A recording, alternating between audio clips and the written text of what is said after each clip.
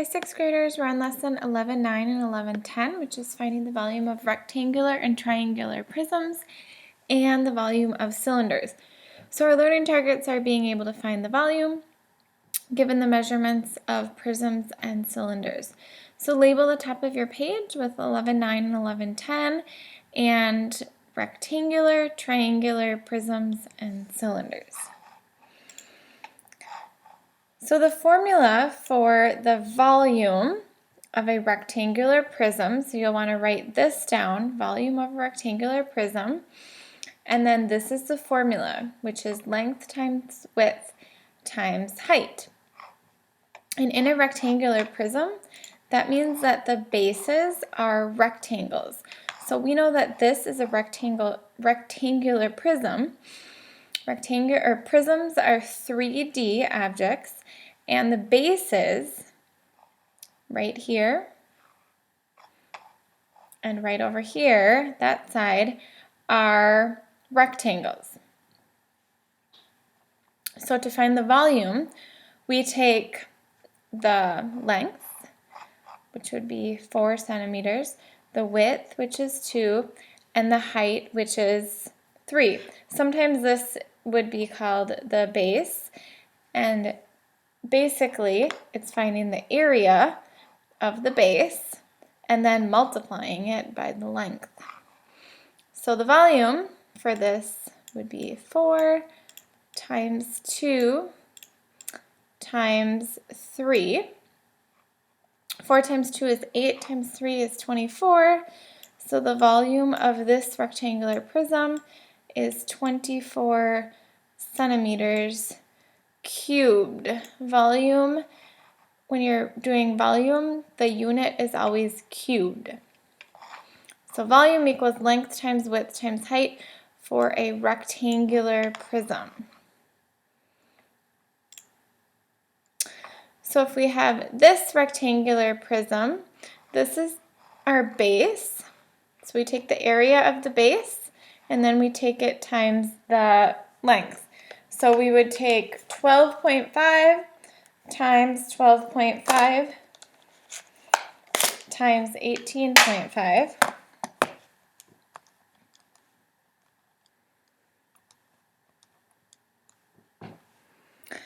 And we get, so we would multiply these three together and we would get,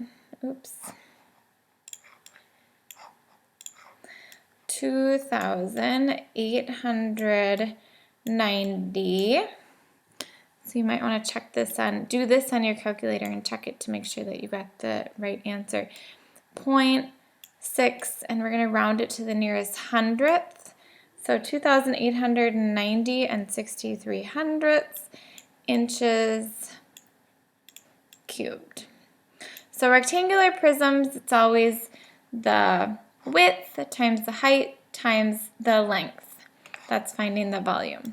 If we have a triangular prism, this is an example of a triangular prism because the bases are triangles. So the next thing you'll want to draw or write and label on your page is a triangular prism, and the volume is base times the height divided by 2 times the length.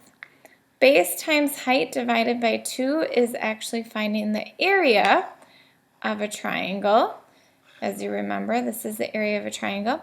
So we find the area of the triangle and then we multiply it times the length.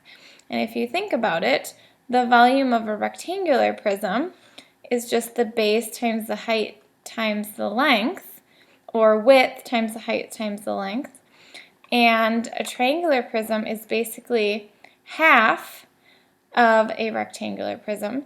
So really we're doing almost the same thing as we're doing as a rectangular prism, and then we're dividing it by 2. Because if we put two triangular prisms together, we would end up with a rectangular prism. So base times height divided by 2 times the length. So here's my base, and it's labeled right here for me, B, and then my base is 5, my height is 4, and my length is 10.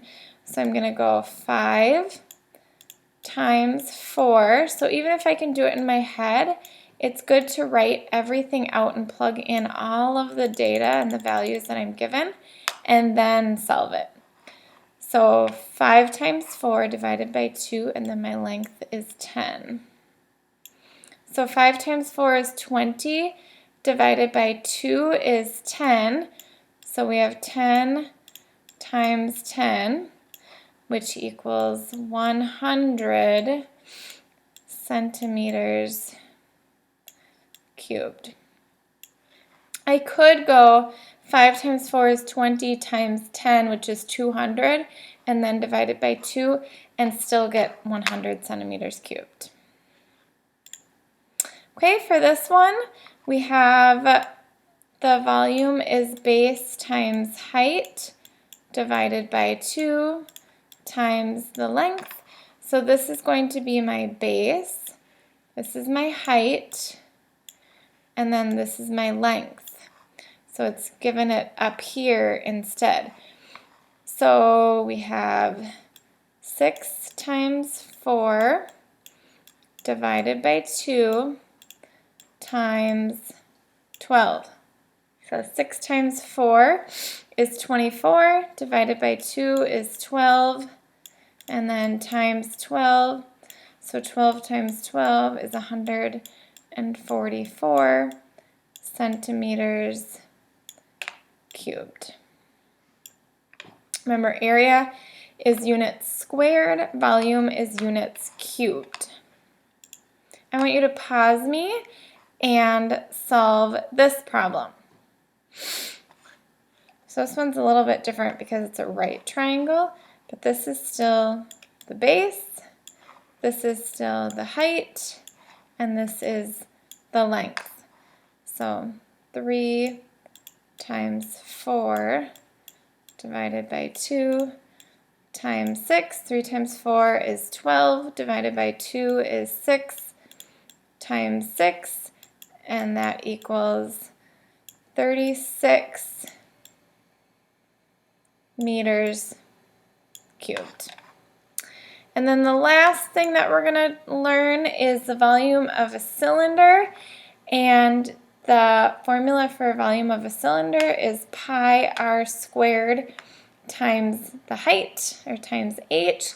So if you label this on your page, volume of a cylinder, and then V equals pi r squared times h. If we look at pi r squared, that is finding the area of a circle. If you remember, the formula for area of a circle is pi r squared. So we're basically taking the area of the top of a cylinder and then multiplying it by the height. So this one isn't labeled for us, but this is just showing that we're taking pi, and then remember radius is half of the circle, so pi r squared times the height.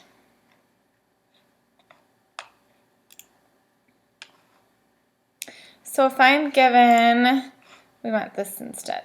If I'm given a cylinder that has, I'll make this a different color. This tells us that this is the radius, because remember radius is half of the diameter. And then this is the height. It's telling us that from the top to the bottom it's 7 inches. So volume equals pi